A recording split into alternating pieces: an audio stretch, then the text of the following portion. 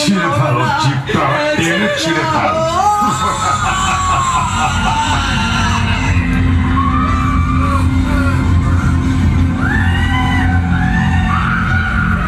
এর কি পাপ?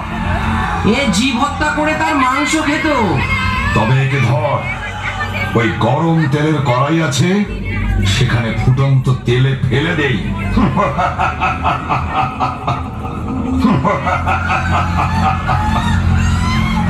তারপর তারপর ওইদিকে যে রুরু নামক নরক আছে, সেখানে ফেলে দেবো।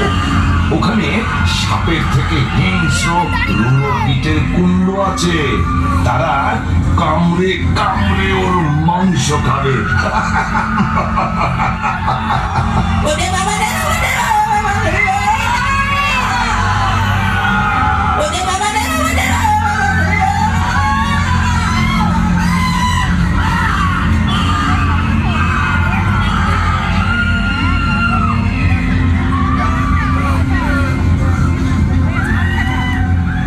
এ কি পাপ করেছে?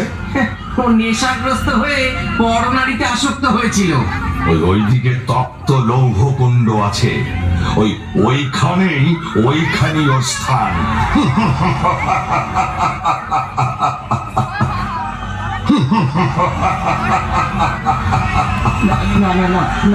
উচিত ছিল, এখন এখানে এসেছিস যখন, শাস্তি তোকে ভোগ করতেই হবে।